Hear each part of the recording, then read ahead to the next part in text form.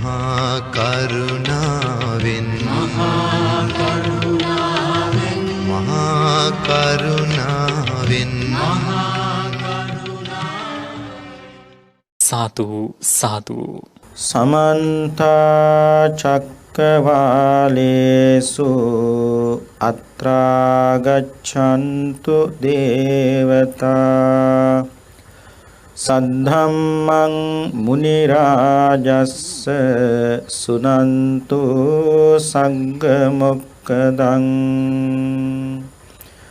ධම්ම ශ්‍රවණ කාලෝ අයං භදන්තා ධම්ම ශ්‍රවණ කාලෝ අයං භදන්තා ධම්ම ශ්‍රවණ කාලෝ අයං භදන්තා. නමෝ තස්ස භගවතෝ අරහතෝ සම්මා සම්බුද්දස්ස නමෝ තස්ස භගවතෝ අරහතෝ සම්මා සම්බුද්දස්ස නමෝ තස්ස භගවතෝ අරහතෝ සම්මා සම්බුද්දස්ස ඒහි ත්වං භික්ඛු සීලවා හෝති පාතිමොක්ඛ සංවර සංවුතෝ ආචාර ගෝචර සම්පන්නෝ අනුමත්තේසු වජ්ජේසු බය දස්සාවි සමාදාය සික්ඛති සික්ඛාපදේසු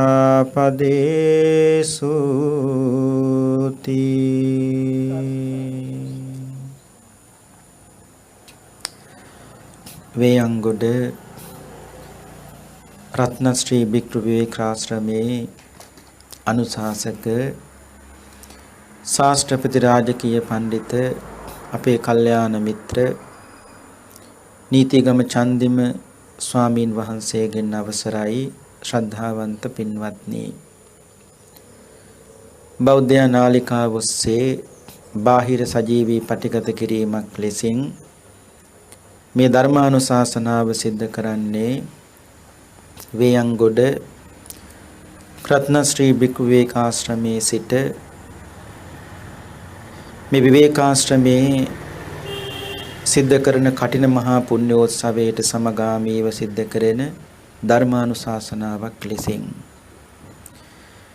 මෙවර අපේ රත්නශ්‍රී භික්ඛු විවේකාශ්‍රමයේ කටන මහා පුණ්‍යෝත්සවයේ දායකත්වයේ බාරගෙන කටයුතු කරන ඒ වාගේ මේ ධර්ම දේශනාවෙත් දායකත්වයේ බාරගෙන කටයුතු කරන රෝහන් ජයකොඩි මහත්මයා සහ එම මහත්මනිය ඒ වාගේම ප්‍රසන්න සමරසිංහ මහත්මයා සහ එම මහත්මනිය ඇතුළු දරුවන් සියලු දෙනාමත් අද මේ වෙලාවට සහසම්බන්ධ කරගන්න පුළුවන් සියලු දෙනාමත් එකතු කරගෙන බොහෝම ශ්‍රද්ධාවෙන් යුක්තව ධර්ම ශ්‍රවණය කරන අවස්ථාව.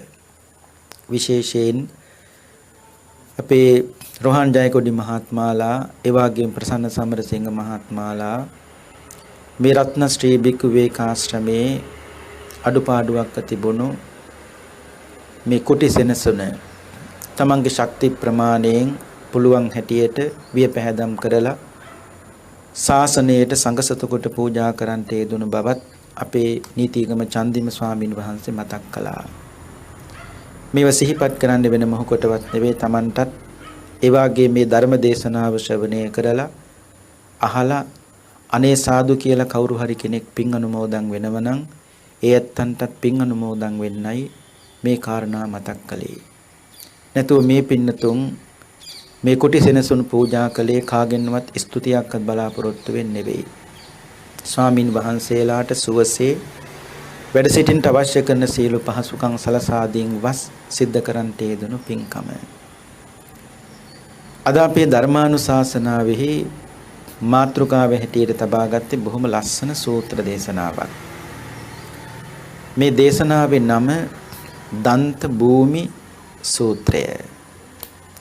දන්ත කියලා කියන්නේ දමණය වුණා, හික්මුණා, විනීත වුණා, සංවර වුණා.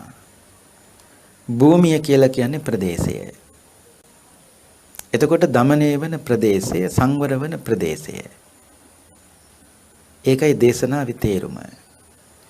මේ දන්ත භූමි සූත්‍රයේ තියෙන්නේ මජ්ක්‍ධිම නිකායේ 3 වෙනි කොටසේ. රාජකුමාරයෙකුත් සාමණේර සාමින් වහන්සේ නමකට අතර ඇති වුණු ධර්ම සාකච්ඡාවක ප්‍රතිඵලයක් හැටියටයි මේ සූත්‍ර දේශනාව සඳහන් වෙන්නේ. පින්වත්නි, මේ දේශනාව ආරම්භ වෙන්නේ මේ විදියට. අපේ බුදුරජාණන් වහන්සේ රජගහනුවර වේළුවනාරාමේ, වේලු කියලා කියන්නේ උණවලටනේ. ඒ ආරාමේ ඉවුර හොදගෙන යනවට වටේට හිටවලා තියෙනවා උණ. උණගස් වලට ලේසියෙන් ඉවුරක් හොදන් යන්නේ නැහැ. වේලු කියලා කියන්නේ උණවලට. ඒ නිසා තමයි ඒකට කියන්නේ වේලු වනාරාමය කියලා. ඒතර බුදුහාමුදුරුවෝ එදා වැඩ හිටියේ වේලු වනාරාමේ. එදා අචිරවත කියන අලුත මහාන වෙච්ච සාමණේර සාමින් වහන්සේ නමක් එලිමහනේ උන්වහන්සේ සක්මන් කරනවා. මේ ශාසනයේ පළවෙනි සාමණේරයන් වහන්සේ කවුද? රාහුල පුංචි හාමුදුරුවෝ. පළවෙනි සාමණේරයන් වහන්සේ. පින්නතුන් දන්නවා සාමණේර සාමින් වහන්සේ නමකගේ සීලයයි ඒ දස සිල්. ඔයත් පොදාට සමාදන් වෙන්නේ දස සිල්. ඒත් අර්ධායම තමයි. මේක වෙනසක් තියෙනවද නැද්ද? වෙනසක් තියෙනවා. මොකද්ද වෙනස? සාමණේර පුංචි හාමුදුරුවන්ට ලොකු හාමුදුරුවෝ සිල් දෙන්නේ පාණාතිපාතා වේරමණී සික්ඛා පදං. සමාදියාමේ කියන්නේ නෑ. අදින්නා දානා වේරමණී සික්ඛා පදං 10ම කිව්වා සමාදියාමේ කියන්නේ නෑ. හැබැයි අන්තිමට ලොකු හාමුදුරුවෝ කියනවා ඉමානි පබ්බජ්ජා දස සික්ඛාපදානි සමාදියාමි. සිල්පද 10ම එකට එකතු කරලයි පොඩි හාමුදුරුවන්ට සිල් සමාදන් කරවන්නේ. එතකොට එකක් කඩනොත් ඔක්කොම කැඩෙනවා. නමුත් ඔයත්තන්ට පොදාට හාමුදුරුවෝ සිල් දෙන්නේ පදෙන් පදේ. ඒ කියන්නේ පාණාතිපාතා වේරමණී සික්ඛාපදං සමාදියාමි. ඒක කඩනොත් කැඩෙන්නේ ඒක විතරයි. නමුත් පොඩි හාමුදුරන්ගේ එහෙම නෙවෙයි. එකක් කඩනොත් 10ම කැඩෙනවා. දැන් තේරුම් ගන්න ඕනේ මේක අහසට පොළොව වගේ. ඒ නිසා තමයි දසමාසයක් කුසේ තියන් ඉඳලා මේ ලෝකෙට බිහි කරපු ශාසනයට දීපු තමන්ගේ අම්මත් තමන්ගේ පොඩි හාමුදුරුවන්ට වඳින්නේ. නැත්නම් අම්මට හිතන්න පුළුවන් නේ. පොඩි හාමුදුරුවෝ මගේ කුසින් මම මේ ලෝකෙට බිහි කළේ. පොඩි හාමුදුරුවෝ රකින්නේ දස්සිල්, මම රකින්නේ දස්සිල්. නෑ අම්මා රකින්නේ පදෙන් පදේ. පොඩි හාමුදුරුවෝ රකින්නේ 10 මේකට එකතු කරලයි. ඒ නිසා තමයි කොච්චර පුංචි වුණත් අම්මත් තමන්ගේ පොඩි හාමුදුරුවන්ට දන ගහලා වඳින්නේ. ඒ නිසා මේ අචිරවත සාමින් වහන්සේ තාම සාමණේර සාමින් වහන්සේ කෙනෙක්. පොඩි හාමුදුරු කෙනෙක්. එලිමහනේ සක්මන් කරනවා. වේළුවනාරාමේ. මේක දැක්කා බිම්බිසාර මහරජුරවන්ට පුතෙක් හිටියා ජයසේනක රාජකුමාරයෙක්. රාජකුමාරයා මේ පොඩි හාමුදුරු දෙන්නම් පොඩි. මේක හිතින්ම වගත්ත ලස්සන සිද්ධියක්. පුංචි හාමුදුරු කෙනෙක් සක්මන් කරනවා. මේක දැක්ක රාජකුමාරයෙක්. බිම්බිසාර මහරජුරවන්ගේ පුතා. මේ දෙන්නම බුදුහාමුදුරු දේශනා කළේ පොඩි කියලා කොයි වෙලාවකවත් හිතන්න එපා කෝ දෙන්නෙක් මේ. පිනතොට මතකනේ බුදුහාමුදුරු 4 දෙනෙක් කිව්වනේ පොඩි කියලා හිතන්න එපා කියන. සර්පයා පැටියා කියලා කවදාවත් පොඩි කියලා හිතන්න එපා, හුරුතල කරන්න එපා. පැටියා කෑවත් එකයි, උගේ අම්මා කෑවත් එකයි, දෙන්නගෙම තියෙන එකම විස. ගින්දර කවදාවත් මුංචි කියලා හිතන්න හොඳ නෑ. 1 2 3 පුංචි හාමුදුරුවොත් කවදාවත් පුංචි කියලා හිතන්න හොඳ නෑ. මේ අචිරවත පුංචි හාමුදුරුවෝ 4 තමයි රාජකුමාරයා. බුදුහාමුදුරුවෝ පොඩි කියලා හිතන්න එපා කියපු 4 දෙනාගෙන් දෙන්නෙක් මෙතන ඉන්නවා. උන්වහන්සේ සක්මන් කරනව දැකලා ජයසේන රාජකුමාරයා හිමීට ළඟට ඇවිල්ලා අහනවා අචිරවත හාමුදුරුවනේ මේ ශාසනයේ භික්ෂුව අප්‍රමාද වීරයෙන් යුක්තව නිවනට යොමු කළ සිත් ඇතිව ඒ වගේම තමන්ගේ හිතේ තියෙන කෙලෙස් අතහැරලා ආත්මාශාව දුරු කරලා නිවන් අවබෝධ කරගන්නවයි කියන කතාව වෙන්න පුළුවන්ද කියලා ඇහුවා. ලෙසනේ ප්‍රශ්නේ. මේ රාජකුමාරයෙක් අහන්නේ පුංචි හාමුදුරන්ගෙන් මේ ශාසනයේ භික්ෂුව අප්‍රමාද වීරියක් තියෙනවා නම් ආත්මාශාව දුරු කරලා තියෙනවා නම් නිවනට යොමු කළ හිතක් තියෙනවා නම් ඒ භික්ෂුවට නිවන් අවබෝධ කරගන්න පුළුවන්ද? අචිරවත හාමුදුරුවෝ කියනවා රාජකුමාරය පුළුවන්. එහෙනම් ඔය නිවන් අවබෝධ කරගන්න ක්‍රමය මට පොඩ්ඩක් කියලා දෙන්නකෝ. අචිරවත හාමුදුරුවෝ පුංචි හාමුදුරුවෝ කියනවා රාජකුමාරය මට වීරය ගැන නිවන ගැන මහ ලොකු අවබෝධයක් නැහැ. මම ළඟදි මහාන වුණේ. මට ලොකු බණ කියන්න බෑ. හැබැයි මමට තේරෙන හැටියට බණ ටිකක් මම ඔබ රාජකුමාරයා ඔබට කියන්නම්. හැබැයි මම මේ කියන බණ තේරුම් නැති වුණොත් හැබැයි අයි ප්‍රශ්නේ මහන්න එපා මගෙන්. දැන් මේ පුංචි ආදර කරන්නේ. ඒ කියන්නේ බණ කියනක කියාගෙන යනකොට රාජකුමාරයාට බණ නොතේරුනොත් ආයි මගෙන් ප්‍රශ්නේ මහන්න බෑ හැබැයි. පොරොන්දු කරගන්න එපා කලින්ම. රාජකුමාරයා කිව්වා හරි මම ප්‍රශ්න අහන්නේ නැහැ. ඔබ වහන්සේ බණ කියාගෙන යන්නකෝ. නොතේරෙන තැනක් තිබුණොත් මම මොකක් හරි සංඥාවක් දෙන්නම්. මට මේ බණ තේරෙන්නේ නෑ කියලා. අපි ඉතින් නිකන් හිතමු සාදුකාරයක් හරි මොකක් හරි කියලා. ඉස්සර බණ කියනකොට එහි සාමීනි එහෙමයි මිනිස් සාදුකාර දුන්නා. එතකොට දේශකයන් වහන්සේ තේරුම් ගන්නවා ශ්‍රාවකයාට මේක තේරෙන මොකක් හරි සංඥාවක් කියන්නේ නැති. රාජකුමාරයා කිව්ව දේශනාව කරන් යන්න තේරෙන්නේ නැත්නම් මම ප්‍රශ්න අහන්නේ නැහැ. මොකක් හරි සංඥාවක් දෙන්නම් කිව්වා. එතකොට වහන්සේ දේශනාව නතර කරන්න කිව්වා. පොරොන්දු කරගත්තා. පොරොන්දු කරගෙන අචිරවත සාමණේර හාමුදුරුවෝ දැන් දේශනාව පටන් ගත්තා. උන්වහන්සේ කියනවා අර ටිකම කියනවා ජයසේන රාජකුමාරය අප්‍රමාද වීරියක් තියෙනවා නම් ආත්මාශාව දුරු කරලා තියෙනවා නම් කෙලෙස් වලින් හිත සංසිඳලා තියෙනවා නම් ඒ භික්ෂුවට නිවන් අවබෝධය පිණිස මඟ පෑදෙනවා කිව්වා. ජයසේන රාජකුමාරයා වෙන්න බෑ කිව්වා. දේශනාව තේරුන්නේ නැහැ. තේරුම් නැති නිසා ජයසේන රාජකුමාරයා කලේ මොකද්ද?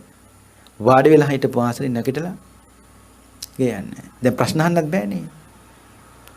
ඒ සාමාන්‍ය පොඩි හාමුදුරුවෝ කිව්වනේ දේශනාව නොතේරුනොත් ප්‍රශ්න අහන්න එපා. පොරොන්දු කරගත්තා. නැගිටලා ගියා. අචිරවත පුංචි හාමුදුරුවෝ බුදුහාමුදුරුවෝ ගාවට ආවා.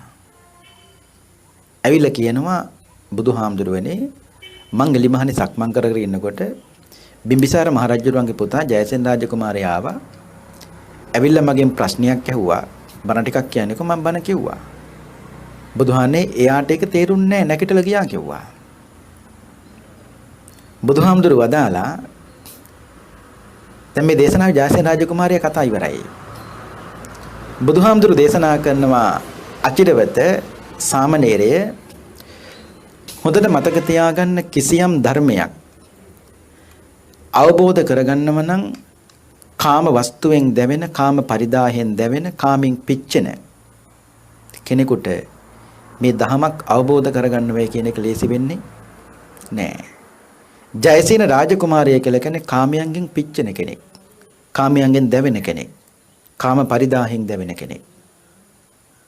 ඒ කියන්නේ පින්නතුනේ කාමයන්ගෙන් නික්මෙන්නේ නැතුව ධමයක් අවබෝධ කරගන්නවයි කියන එක අපහසුයි කියන එකයි මේ කිව්වේ. ඒක බැරුව නෙමෙයි. යම්කිසි දෙයක් අවබෝධ කරගන්නව නම් ඒක නික්මිලාම තමයි අවබෝධ කරගන්න. නයිස්ක්‍රම්‍යම තමයි අවබෝධ කරගන්න ඕනේ. දැන් අපේ බුදුහාමුදුරුවෝ පැංගෙන්ඩියක් අරගෙන එළියට බැස්සේ ආයි ලොකු පුටුවක් ලොකු මාලිගාවක් හොයන්න නෙවෙයි. ඒ එළියට බැස්සෙම ආයි මම මේ මාලිගාව පැත්ත පළාතකට බුදු වෙලා මිසක් එන්නේ නෑ කියන බලාපොරොත්තුවෙන්. ඒ කියන්නේ කාමයන් ඇතුළේ ඉඳගෙන ධමයක් අවබෝධ කරගන්නවා කියන එක අමාරුයි. ඒක කාමයන් නික්මුනේ එකයි. ඒ බුදුහාමුදුරුවෝ කියනවා අචිරවත ජයසේන රාජකුමාරය කියලා කෙනෙක් කාමයෙන් පිච්චෙන කෙනෙක්. ඉතින් ඔබේ දහම තේරෙන්නේ නැහැ කියන එක අහන්න දෙයක් නැහැ. ඔය ගැඹුරු දහම. ඊට පස්සේ බුදුහාමුදුරුවෝ දේශනා කරනවා වස්තුකාම කියන්නේ එකක්, ක්ලේශකාම කියන්නේ තව එකක්. වස්තුකාම කියන්නේ මොකද්ද? වස්තුවට තියෙන කැමැත්තයි. ක්ලේශකාම කියන්නේ කොහොමද? ඒ වස්තුව පිළිබඳව නැවත නැවත කල්පනා කරමින් සිතමින් හිතේ ඇතිවන ක්ලේශයයි. වස්තුකාමෙන් මිදෙන්නද ලේසි? ක්ලේශකාමෙන් මිදෙන්නද ලේසි? වස්තුකාමෙන් මිදෙන්න ලේසි, ක්ලේශකාමෙන් මිදෙන්න අමාරුයි. අපිට උනලා කතා හරින්න පුළුවන් ඕනම දෙයක්. නමුත් ඇතහැරියට ආයෙ ටික දවසක් යනකොට ඒක ආන්න හරි සිහිපත් වෙනවා. ආන්න එක තමයි ක්ලේශකාමී. අපි ඊටකම දමල ගහලා යන්නේ. දවස් 3-4 ඉන්නේ ආපහු හිටපු තැනටම අපි එනවා. ඒ ගියා නම් ඒ ගියපතන ඉන්න ඕනනේ. ඒ අතහැරියනේ වස්තුව. නමුත් ආපහු මතක් වෙනකොට එන්න හිතෙන්නේ මොකක් නිසාද? ක්ලේශකාමී නිසා. ඒකගේ වස්තුකාමී මිදෙන ලේසි, ක්ලේශකාමී මිදෙන්න යමාරු. සබුදුහාමුදුර වදාලා අචිරවත ඔය දෙකෙන්ම පෙළෙන කෙනෙක් තමයි ජයසේන රාජකුමාරයා. ඒ නිසා අවබෝධ වෙන්නේ නැහැ කිව්වා. බුදුහාමුදුර අහනවා අචිරවත ඇත්තු දමනය කරන මිනිස්සෙක් ඉන්නවා. අස්සය දමනය කරන මිනිස්සෙක් ඉන්නවා. ඒ දෙන්න ඇත්තු දමනය කරන්න යන්න ඕනේ තමන් දමනය වෙලා කිව්වා. තමන් දමනය වෙන්නේ නැතුව කවදාවත් ඇත්තු අස්සය ගවය දමනය කරන්න බෑ. ඒක පින්නතුන් තේරෙනවනේ. අස්සය දමනය කරනව නම් දමනය කරන්න ඕනේ තමන් ඉස්සෙල්ලා දමනය වෙච්ච කෙනෙකුට විතරයි තවත් කෙනෙක් දමනය කරන්න පුළුවන්කම තියෙන්නේ. ඒ උපමාවත් අරගෙන බුදුහාමුදුරුවෝ කියනවා අවිනීත නොහික්මුණු යම් කිසි කෙනෙක් ඇතුන් දමනය කරන්න පටන් ගත්තොත් කවදාවත් ඒ කාර්ය සිද්ධ වෙන්නේ නැහැ කිව්වා. ඒ වගේ තමයි නික්මීමෙන් නෛෂ්ක්‍රම්‍යයෙන් දත යුතු දැක්ක යුතු දහමක් තියෙනවා නම් කාම පරිදාහෙන් පිච්චෙන කෙනෙකුට කවදාවත් ඒක අවබෝධ කරගන්න පුළුවන්කමකුත් නැහැ. එහෙම කියලා බුදුහාමුදුරුවෝ කියනවා අචිරවත මම ලස්සන උපමාවක් නුඹට කියලා දෙන්නම්. යාළුවෝ දෙන්නෙක් ඉන්නවා. මේ යාළුවෝ දෙන්න දෙන්නගේ එක්කෙනෙක් නගින කන්ද උඩට. කන්ද පහළ තව යාළුවෙක් තියෙනවා. තියලා කන්ද උඩට ගියපු යාළුවා කන්ද පහළ ඉන්න යාළුවට කියනවා අපේ යාළුවේ මහ පුදුම ලස්සනක් නේ තියෙන්නේ, වැව් පේනවා, පොකුණු පේනවා, රමණීය බිම් පේනවා, මල් පේනවා. එහෙම කියනවා. එහෙම කියනකොට පල්ලෙහා ඉන්න කෙනා කියනවා වෙන්න බෑ. ඇයි ඒ? එයාට පේන්නේ නැහනේ. ඊට පස්සේ කන්ද උඩ ඉන්න මිනිස්සයා යාළුවා කන්දෙන් පල්ලෙහාට බහිනවා. බහැලා අර පල්ලෙහා ඉන්න යාළුවගේ අතින් ඇදගෙන එක් කරගෙන යනවා කොහාටද? කන්ද උඩට. එක් කරගෙන ගිහිල්ලා අහනවා දැන් පේනවද කියලා අහනවා. දැන් පේනවා කිව්වා. එන ඉස්සෙල්ලා පේන්නේ නැහැ කිව්වේ. ඉතින් ඉස්සෙල්ලා කොහොමද පේන්නේ නැහනේ. මේ කන්දට සියල්ල ආවරණය වෙලානේ තියෙන්නේ. කන්දරුනේ ඔබ ඉන්නේ. ඔබට පේනවනේ.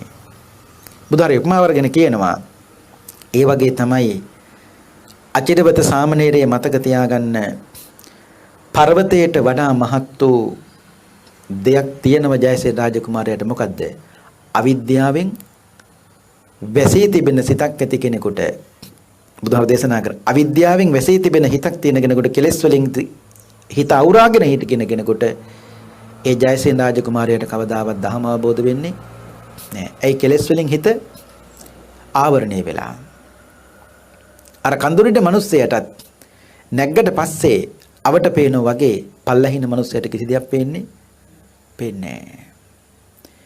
මෙහෙම කියලා බුදුහාමුදුරුවෝ මතක් කරනවා ජයසේන රාජකුමාරයාට මේ කිය උපමා දෙක, ඔය කන්දේ උපමාවයි අර ඇතුන්ගේ උපමාවයි. ඒ උපමා දෙක වැටහුණා නම් අචිරවත නුඹට මහා පුදුම විදියට සලකනව කවුද? ජයසේන රාජකුමාරයා. පුදුම විදියට සලකනවා කිව්වා. නමුත් ඒ උපමා දෙක වැටහෙන්න තරම් ධර්ම දේශනා කරන ඔබ ශක්තිමත් උනේත් නැහැ. ඒ ධර්ම අවබෝධ කරගන්න තරම් ජයසේන රාජකුමාරයා ශක්තිමත් උනේත් නැහැ. මෙහෙම කියලා බුදුහාමුදුරු මතක් කරනවා ලස්සන දෙයක් පින්නතුනි. අචිරවත රජෙක් ඉන්නවා. මේ රජුරුවෝ තමන්ගේ ඇද්ගොව්වට කතා කරලා කියනවා නුඹ නගින්න මේ මගුල් ලතාගේ පිට උඩ. ඇද්ගොව්වට නගින්න මගුල් ලතාගේ පිට උඩ. මගුල් ලතාගේ පිට උඩ නැගලා මේ ඇතත් අරගෙන යන්න කැලෑවට. ලෙසිනේ මගුල් ලතා. රජුරුවන්ගේ ඇතා මේ. කැලෑවට රගෙන ගිහිල්ලා කැලෑවෙන් අරන් එන්න තව ඇතෙක්. ගැට ගහලා නෙවෙයි අරන් එන්න. එතකොට කැලෑවෙන් ඇතෙක් අරන් එන්න නම් මගුල් ඇතා අනිවාර්යෙන් යන්න ඕනේ. දැන් මේ මිනිස්සයා කලේ මොකද්ද? ඇතාගේ පිට උඩ නැගලා මගුල් ඇතාගේ පිට උඩ නැගලා කැලෑවට ගිහිල්ලා ඇතෙක් අරගෙන ආවා. අරගෙන ඇවිල්ලා ආවට පස්සේ රජුරෝ කියනවා ඇත් ගොව්වට ඔබට පුළුවන් නම් මේ කැලෑවෙන් ගෙන ආපු ඇතා මගුල් ඇතාගේ තත්වෙට මට හදලා දෙන්න. මේක ලස්සන උපමාවක්. ඇත් ගොව්ව කරන්නේ මොකද්ද? දැන් මේ කැලෑවෙන් අල්ලන් ආපු ඇතා මේ භික්ෂුව ගැන කියන්නේ පින්නතුනේ. මේ භික්ෂුව ගැන කියන්නේ දැන් කැලෑවෙන් අල්ලන් ආපු ඇතා හදන්න ඕනේ කවුරු විදියටද? මගුල් ඇතා විදියට. දැන් ඇද්ගොව්ව කරන්නේ මොකද්ද?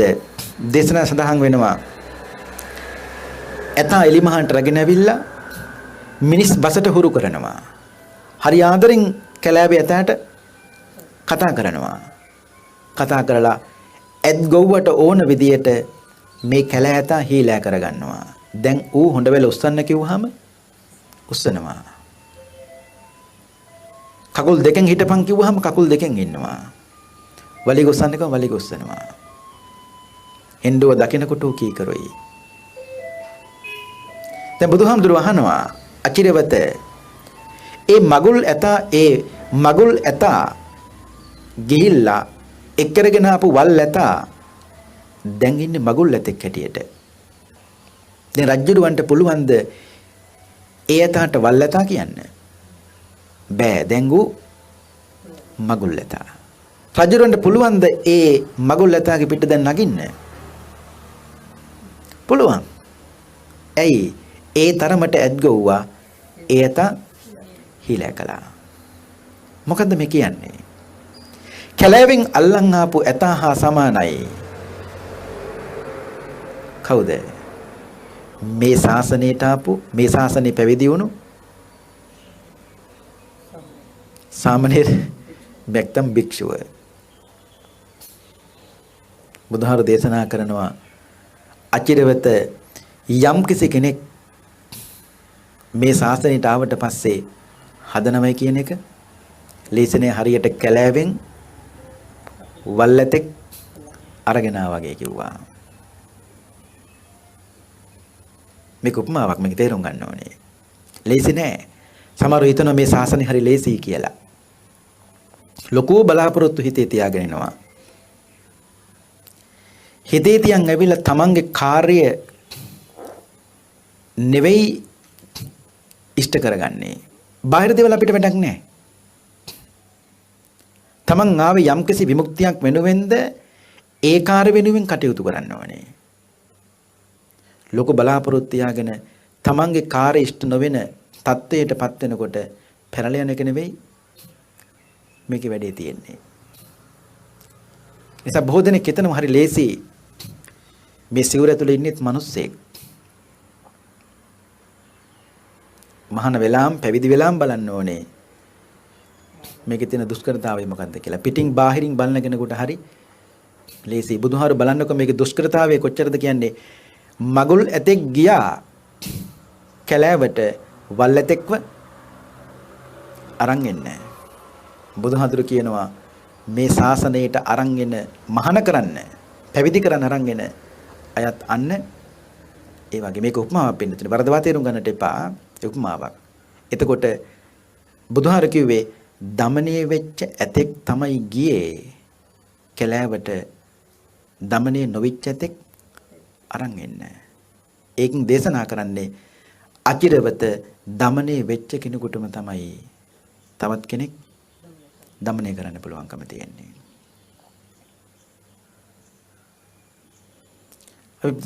කලින් දවසක දේශනාවක මතක් කළා වගේ මතකයි එක සාමින් වහන්සේ නමක් හිටියා. උන්වහන්සේට අවුරුදු 30යි. 30 දී එකම ගෝලයා ලොකු හඳුරන්ගේ. අවුරුදු 30 දී මේ හාමුදුරු ලොකු හඳුක මට සිවුරු වලට යන්න ඕන කියලා. ලොකු හරකෝ යන්න එපා කියලා. ගෝලිය කිව්ල මට මහ ගොඩක් නැහැනේ මට ඉන්නේ පොඩි නම විතරයි. යන්න එපා කිව්වා. බෑ මට යන්න ඕන කිව්වා. ලොකු හඳුරු කියනවා පොඩි නම දැන් යන්න නේ ඕනේ සිවුරු වලලා. යන්න. හැබැයි මං අපවත් වුණාට පස්සේ මගේ දේහේවත් තියන්න මේ පන්සලේ හරියට ඉඩක් තියෙන තැනක් නැහැ. මට දැන් ඔව හදන්න බෑ. පුළුවන් නම් පුංචි ශාලාවක් හදලා දීලා සිවුරු වලලා යන්න කිව්වා. දැන් මේ අවුරුදු 30 හාමුදුරුවෝ වටේ පිටේ තරුණිය හිටියොත් එකතු කරගෙන ඔන්න පුංචි ධර්මශාලාවකට අඩිතාලම දැම්මා. අඩිතාලම දමලා අවුරුදු 5ක් බලන් හිටින බිත්ති ටික උස්ස ගන්න බැරුව. පන්සලේ දෙන්නේ එහෙමනේ. දැන් 35යි. බිත්ති ටිකත් උස්සන තව අවුරුදු 3ක් ගියා. දැන් 38යි. කපරරුත් කළා, වහලත් ගහලා, ඔක්කොමත් කරලා තව අවුරුදු 2ක් ගියා. දැන් 40යි. පුංචි පිරිතක් කියලා ශාලාව විවෘත කළා. අස්පර්ශ කළ මිනිසුත් ගියා. දැන් ඉන්නේ ලොකු හාමුදුරුවෝයි අවුරුදු 40 ගෝලයයි.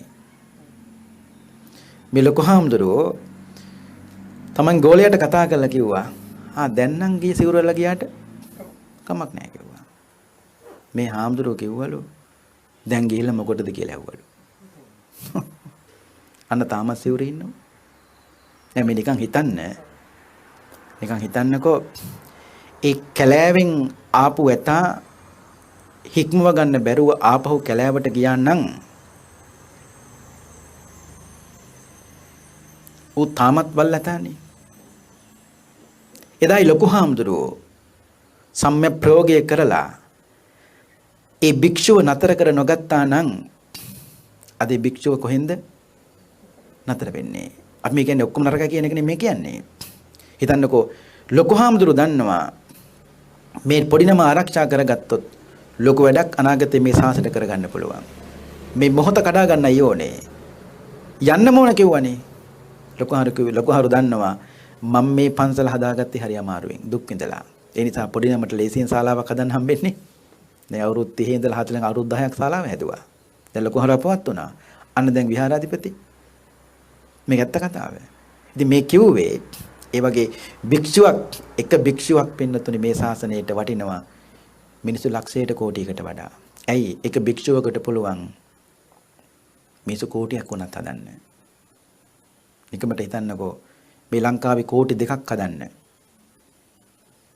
අපි උදාහරණයකට ගත්තොත් සෝමහඳුරු තනියෙන් කොච්චර මහන්සියක් ගත්තද? මේ ලංකාවේ කෝටි 2ක් හදන්න. අනිත් උත්සාහ නොකලා කියන එක මේ කියන්නේ. ඉතින් ඒ වගේ භික්ෂුවක් වටිනවා සියල්ලටම වඩා. ඒ වගේ මේ කැලෑවෙන් අලන් ආපු වැල්ලතා දැන් මගුල් ලතා බවට පත් කරලා දැන් පුළුවන් රජුරවන්ට ඒ යතාගේ පිට උඩන් නගින්න. ඒ කියන්නේ ඒ යතා ඒ තරම් දැන් හික්මිලා. බුදුහාමුදුරුවෝ දේශනා කරන්නේ අචිරවත හික්මිච්ච කෙනෙකුට විතරයි තවත් කෙනෙක් හික්මවන්න පුළුවන්කම තියෙන්නේ. එහෙම කියලා බුදුහාමුදුරුවෝ මතක් කරනවා අචිරවත මේ ශාසනය තුළ මම භික්ෂුවකට ධර්මයේ දේශනා කරලා ගිහියෙකුට ධර්මයේ දේශනා කරලා ගිය ඒ ධර්මය අහලා ගිහිගෙන් නික්මලා මේ ශාසනය පැවිදි වෙනවා. පැවිදුණාට පස්සේ මම ඒ භික්ෂුවට මුලත් මැදත් අගත් කියන තුන් තැන්නේ මේ යහපත් වෙන දහමක් මම දේශනා කරනවා. දේශනා කළාට පස්සේ මම පළවෙනි වතාවට කියන දේ තමයි ඔක්කොට වඩා වෙන්න ඕනේ මොකද්ද? ඒ භික්ෂුවට පළවෙනි වතාවට කියන්නේ ඔක්කොට වඩා වෙන්න ඕනේ සිල්වත් වෙන්න. මේ ලස්සන උපමාවක්. ඒ කියන්නේ කැලෑවෙන් අල්ලන් ආපු වල්ලතා හික්මවන වගේ තමයි කිව්වා. කවුරු හික්මවන එකද? ගිහිගේ අතහැරලා මේ ශාසනය පැවිදි වෙච්ච භික්ෂුවක් විදියට හදන එක.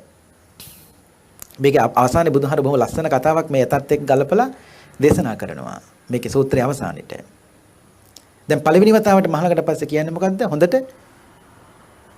සිල්වත් වෙන්න. සීලය කියලා කියන්නේ පින්නතොනි පුජ්‍යලයක් නිෂ්ක්‍රිය කරලා පැත්තකට කරලා රකින්න සීලය කවදාවත් සීලය ඒක සීලය නෙවෙයි. නිෂ්ක්‍රීය පුජ්‍යලයක් තුල නෙවෙයි සීලය දකින්න පුළුවන් සක්‍රීය පුජ්‍යලයක් තුල. ඇයි අපි නිකන් ඉන්නකම් කොහොමද හොඳයි? අපි වඩලා ඉන්නකම් කොහොමද ධර්මශාලාවේ? අපි සක්‍රීය වෙනවනේ, ක්‍රියාශීලී වෙනවනේ. එතකොට දුර්ලභකම මතුවෙන්නේ. අන්නේ දුර්ලභකම් මතුවෙන්නේ යම් තැනකද? එතන තමයි තියෙන්න ඕනේ මොකද්ද? එතන තමයි තියෙන්න ඕනේ සීලය. උදාහරණයක් හැටියට කියන්නම්. හැමතැන වෙන දෙයක් නෙමෙයි. නමුත් බොහෝ තැන්වල බණක් අවසානයේ පන්සලක වුණත් අපිට පුංචි කෑමක් දෙනවා කියලා. සංග්‍රහයක් දෙනවා කියලා. ඒක පිළිවෙලට ගිහිලා ගන්න බැරි නම් එකක් දෙනකොට දෙකක් ගන්නව නම් කොයිද එතන? එතන කොයිද? එතකොට මේ පැයක් හොඳට වාඩි වෙලා බණ අහපු අය තමයි මේ සංග්‍රහයට යන්නේ. ඒක ගන්න බෑ පොලිමට ගිහිල්ලා. එතකොට වාඩි වෙලා ඉන්නකම් අපි හොඳයිනේ. ඒ නිෂ්ක්‍රීයයිනේ. බාහිරින් බැලු පේන්නේ හරිම හොඳයි සිල්වත් කියලා. නමුත් අර සක්‍රීය වෙනවනේ. ඒ සක්‍රීය වෙන තැන තමයි නැත්තේ මොකද්ද? සීලය. මේ බණකින් පස්සේ කන්න බොන්න එපා කොටේ මේ. ඒක ගිහිලා පිළිවෙලකට ගන්න ඕනේ. ඒ නිසා තේරුම් ගන්න ඕනේ නිෂ්ක්‍රීය පුජ්‍යලයක් තුල නෙවෙයි සීලය දකින්න පුළුවන්. සක්‍රීය පුජ්‍යලයක් තුලයි. රැකෙන්න ඕන තැන සීලය නැත්තම් ඒක සීලය නෙවෙයි. අපි බොහෝ වෙලාවට මතක් කරනවා ප්‍රඥාව නිසා තමයි සීලය පිරිසුදු වෙන්නේ. සීලය නිසා තමයි ප්‍රඥාව පිරිසුදු වෙන්නේ. මේ කාලේ දැන් හරියට අත් හොදනවනේ. මේ අත හොදන එකම කමටහනක් කරගන්න පුළුවන්. ඇයි? දකුණු අත නිසානේ වම් අත පිරිසුදු කරගන්න පුළුවන්. වම් අත නිසානේ දකුණු අත පිරිසුදු වෙන්නේ. සීලය නිසානේ මොකද්ද? ප්‍රඥාව පිරිසුදු වෙන්නේ. ප්‍රඥාව නිසානේ සීලය පිරිසුදු වෙන්නේ. කකුල් දෙක දෙනකොටත් එහෙමයි. දකුණු කකුලෙන් පුළුවන් වම් කකුල හොද ගන්න. වම් කකුලෙන් පුළුවන් දකුණු කකුල හොද ගන්න. ඒක ලස්සන උපමාවක්. ඒ තමයි ඒ අත් දෙක හොදන එකම කමටහනක් කරගන්න පුළුවන්.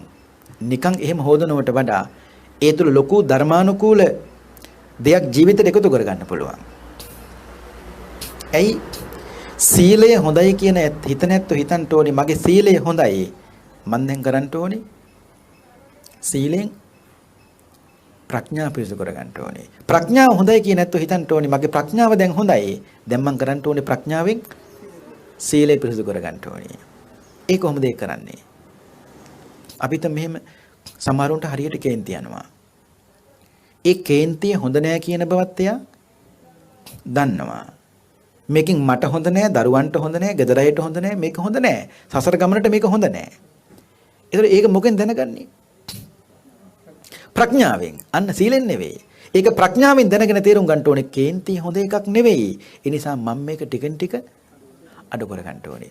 ප්‍රඥාව නිසා ඉන්පස්සේ පිරිසිදු වෙන්නේ මොකද්ද? හරියට හරි සීලය. නේ? ඉතින් ප්‍රඥාව තියෙනවා නම් අර දුර්ලභකම් ටික නැති කරගන්න පුළුවන් නේ. දුස්සීලකම හරි, මේ රාගය හරි, ක්‍රෝධය හරි, මානය හරි. අවිද්‍යාව නිසානේ පින්නතුනේ මේ ඔක්කොම. විද්‍යාව තියෙනවා නම් ඒ දුර්ලභකම් ටික නැති කරගන්න බැරි කම නෑ. සමහරුන්ගේ සීලය හොඳයි. නමුත් මදි මොකද්ද? ප්‍රඥාව මදි. එයා හිතන්න ඕනේ සීලය හොඳයි. දැන් මං කරන්න ඕනේ මගේ ප්‍රඥාව දිනු කර ගන්න ඕනේ. ඒ නිසා මේ ශාස්ත්‍රය ඒකයි බුදුහාමුදුරු දේශනා කළේ අචිරවත දකුණු අත පිරිසිදු නම් ඒකෙන් පුළුවන් වම් අත පිරිසිදු කරගන්න. වම් අත පිරිසිදු නම් පුළුවන් දකුණු පිට කරගන්න. සීලේ පිරිසිදු නම් පුළුවන් ප්‍රඥාව පිරිසිදු කරගන්න. ප්‍රඥාව පිරිසිදු නම් පුළුවන් කොච්චර ලස්සනයිද? එදා බුදුහාමුදුරු දේශනා කරනවා අචිරවත ගිහිගෙන් නික්මිලා මේ ශාසනය යම් කිසි කෙනෙක් පැවිදි වුණාද මම පළමු කොටම කියන්නේ මොකද්ද? හොඳට සිල්වත් වෙන්න. ඉන්පස්සේ මම තව දෙයක් කියනවා. මොකද්ද?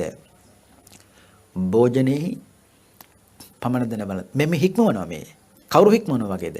අර කැලෑවෙන් අල්ලන් ආපු වල් ඇතා හික්මවනවා වගේ ශාසනයට මහාන වෙලා පැවිදි වෙච්ච භික්ෂුව බුදුහාමුදුරු හික්මවනවා. ඉස්සෙල්ලා සීලෙන් හික්මෙව්වා. දැන් කියන භෝජනේහි පමණ දැනගන්න කියලා. බත් පිඩු 4ක් 5ක් වළඳන්න ඉඩ තිබියදී වළඳන එක නවත්තන්න ඕනේ. ඊටු ටික වතුරෙන් පුරවන්න ඕනේ. එතකොටයි ආහාරයක් හොඳට දිරවන්නේ. බණ බුදුහාමුදුරු කොච්චර දේවල් කියලා දුන්නද? අනිත් එක තමයි භාවනා කරනකොට බුදුහාමුදුරු දේශනා කරනවා අපිරිසිදුව කවදාවත් භාවනා කරන්න වාඩි වෙන්න එපා. හොඳට පිරිසිදු වෙලා තමයි භාවනා කරන්න වාඩි වෙන්න ඕනේ. නිතර නිතර පාස ඕදන්න ඕනේ. කකුල් දෙක ලස්සන පිරිසිදු තියාගන්න ඕනේ. නිතර නිතර පාස ඕදනකොට ඇඟේ දැවිල්ල අඩු වෙනවා. ඇඟේ දැවිල්ල අඩු වෙනකොට ඇඟ නිවෙනවා. භාවනා කරන්න වාඩි වුණාම හිතත් ඉක්මනට ඒක මේකෙන් තේරුම් ගන්න එපා මේ පාසේ දෝ තරමට හිතෙන් වෙනවා කියලා. ඒක නෙමෙයි කිව්වේ. අපිරිසිදුව භාවනා කරන වාඩ මේ කකුල් දෙකට දාඩිය දානවා. ඒකට කුණුනේ. එතකොට හිතට හරි වදයක් ඒක. ඒක ඕනම කියන්නේ මේ කිව්වේ. බුදුහාරු දේශනා කරනවා භාවනා කරනව නම් පිරිසිදුව තමයි භාවනා කරන්න වාඩි වෙන්න ඕනේ. ඒක තමයි හිතටත් හොඳයිනේ. ඒ ගත පිරිසිදුයි ඇඟ නිවිලා හිතත් ඉක්මනට සමාධිගත වෙනවා.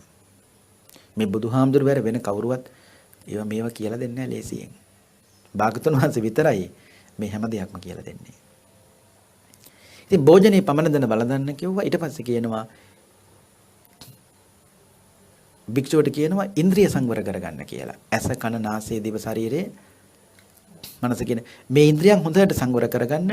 බාහිර ලෝකයේ තියෙන දේවල් අචිරවත බාහිර ලෝකෙම තියෙන දෙන්න.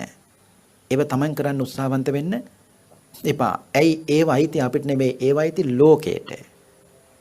අපි කරපු හැම දෙයක්ම කළේ පින්නතුනේ මේ මොනවා කරන්න ගියත් මේ තෘෂ්ණා මුලට එනවනේ. නේ මොන වැඩේ කරන්න ගියත් මුලට එනව මොකද්ද? තෘෂ්ණාව. ඒකම තමයි ඒකම බාධාව. ඒක නැති කරගන්න බෑනේ. නැද්ද බලන්නකො මොන දේ කරන්න ගියත් මුලට එනව තෘෂ්ණාව. ඒක තමයි බාධාව. නැති කරගන්නත් ඒක තමයි.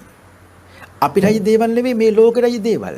නිකන් අපි කරන්නේ ඒවා අපේ කරගන්නවා. අපරාධනේ ලෝකෙටයි දේවල් ලෝකයේ තුල තියෙන දුන්නා නම් අද මේ දුක අපිට නෑනේ. අපි කලේ ලෝකෙටයි දේවල් අපි අපේ කරගත්තා. ඒ නිසානේ රහතන් වහන්සේ ඒ ලෝකයේත් එක්ක අමුතුවෙන් ඇලීම් ගැටීම් ඇති කරගන්න තෝ බොහොම ලස්සනට මේ ලෝකේ උපේක්ෂා සහගත උන්වහන්සේට බලන්න පුළුවන්කම තිබුණේ.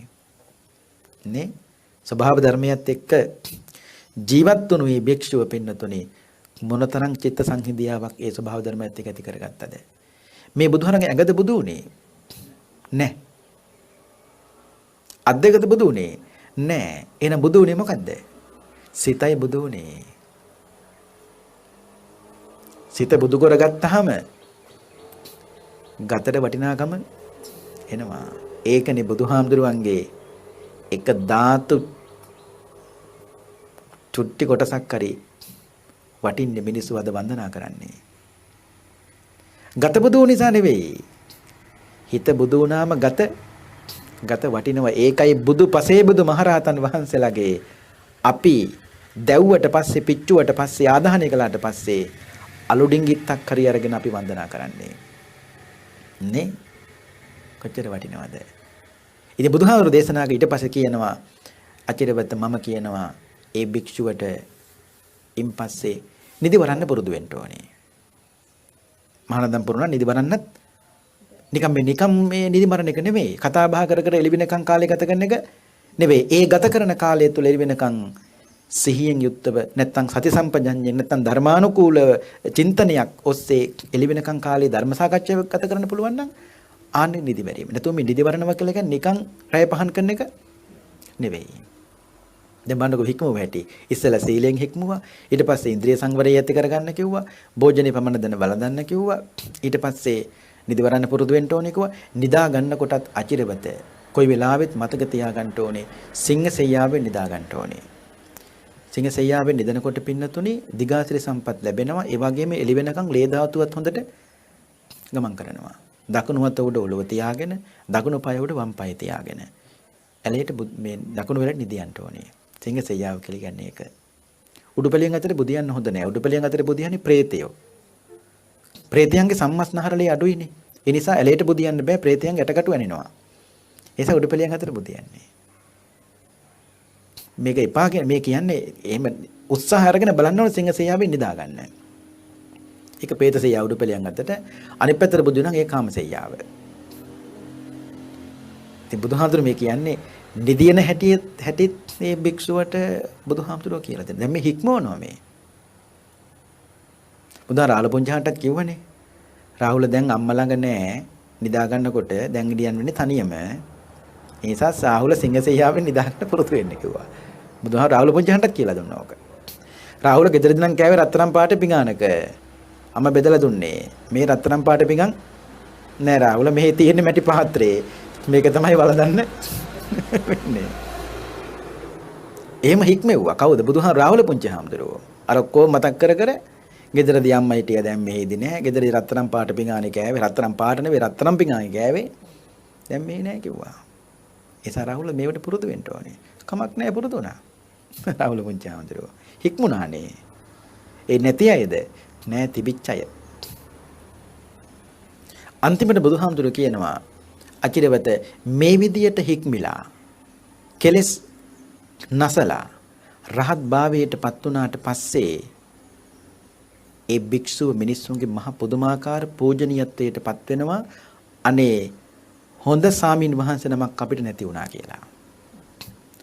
ඔන්න උපමා බුදුහාරු කියනවා දැන් නොහික්මුණු ඇතෙක් අවිනීත ඇතෙක් යම් වෙලාවක මරණයටපත් වුණොත් මිනිස්සු දුක් වේද නැද්ද?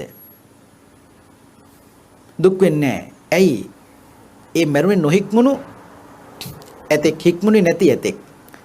මරිච්ච එකම තමයි හොඳ. මිනිසුන්ට මහ පුදුම කරදරයක් තිබුණේ ඔය ඇතාගෙන්. බයිනවා. හැබැයි විනීත ඇතෙක් හික්මුණු ඇතෙක් මරණයටපත් වුණාට පස්සේ මිනිස්සු දුක් වෙනවද නැද්ද? දුක් වෙනවා. බුදුහාමුදුරුවෝ කියනවා අචිරවත නොහික්මුණු සිල්වත්කමක් නැති අවිනීත භික්ෂුවක් කිසිම මගපලයක් අවබෝධ කරගන්න නැතුව යම් දවසක අපවත් වුණොත් මේ ලෝකෙන් සමවර ගත්තොත් එදාට මිනිස්සු දුක් වෙන්නේ නැහැ. අපවත් වෙච්ච එක හොඳයි කියනව නෙමෙයි. අඩුපාඩුවක් ලෝකෙට දැනෙන්නේ නැහැ. පින්න මේ කියන එක තේරෙනවනේ? හික්මුණු ඇතෙක් නිකන් ඇත්තු මරන වගේ නෙවෙයි මාලිගාව යතට මොකක් හරි වුණොත් අපිට හරි දුකයිනේ. ඇයි හික්මිච්ච ඇතෙක්. ඒ වගේ බුදුහාරු දේශනා කරනවා හික්මුණු භික්ෂුවක් අචිරවත විනීතවුණු භික්ෂුවක් යම් දවසක අපවත් වුණොත් එදාට මිනිස්සු කියන්නේ අනේ බොහෝ කාලයක් වැඩ හිටින්න හිටපු ස්වාමින් වහන්සේ නමක්. ගොඩාක් සේවයක් කරන්න හිටපු ස්වාමින් වහන්සේ කෙනෙක් අනේ පොන්චි කාලයකින් නැති වුණා. අපවත් වුණා. තව කොච්චර වැඩක් කරන්න තිබ්බද? නේ? ආන්නේ වගේ බුදුහාමුදුරු දේශනා කරනවා අචිරවත මේ ලෝකේ ජීවත් වෙනකොට මිනිස්සුන්ට අපවත් වුණත් යම් කෙනෙක් ගිහියෙක් වුණත් මරණයටපත් වුණත් ලෝකෙට අඩුවක් පේනවා. ආන්නේ විදියට ජීවත් වෙන්න නමුත් ලෝකෙට අඩුවක් පෙවුනට පුංචි කාලයක් ඇතුළත තමන් සිල්වත් වුණා නම් භික්ෂුවක් හැටියට තමන්ගේ කාර්ය සම්පූර්ණ කරගත්තා නම් ඒකෙන් තමන්ට පාඩුවක් නැහැ. හැබැයි ලෝකෙට පාඩුවක් වෙන්න පුළුවන්. මිනිස්සු දුක් වෙන්නේ කනගාටු වෙන්නේ සංවේගය ඇති වෙන්නේ මිනිස්සුන්ට ඒ සිල්වත් ගුණවත් භික්ෂුවක් අපවත් වූ දවසට තමයි කිව්වා. බුදුහාර කියන්නේ මෙතනින් වීරවන්ත වෙන්න කියලා මේ කියන්නේ. ඒ තරමට ජීවිත හදා ගන්න කියලා. ඉතින් මේ තමයි පින්නතුනි දන්ත භූමි සූත්‍රය. දන්ත කියලා කියන්නේ දැමුණු හික්මුණු විනීත වුණු භූමිය කියලා කියන්නේ භූමිය නැත්තම් ප්‍රදේශය. හික්මුණු භූමිය, මේ හික්මුණු භූමිය කියන්නේ මොකක්වත් නෙමෙයි. මේ ශාසනික භූමිය තුල කෙනෙක් මහාන වුණාට පස්සේ හික්මවන ක්‍රමයේ බුදුහාමුදුරු දේශනා කළේ. ඒකකුයි මේ කාර්ය කියන එක ලේසි වෙන කාර්යයක් නෙවෙයි පින්නත් නේ. ඒ නිසා අද අපි ඉගෙන ගත්තු දන්ත භූමි සූත්‍ර දේශනාව ශ්‍රවණී කිරීමෙන් පහල කරගත්තා වූ සියලුම කුසල් බෙලෙන් පින්වත් හැමදෙනාට මුතුම් අමාමහ නිවන් සුව සැලසේවායි සාදු කියලා ප්‍රාර්ථනා කරන්න.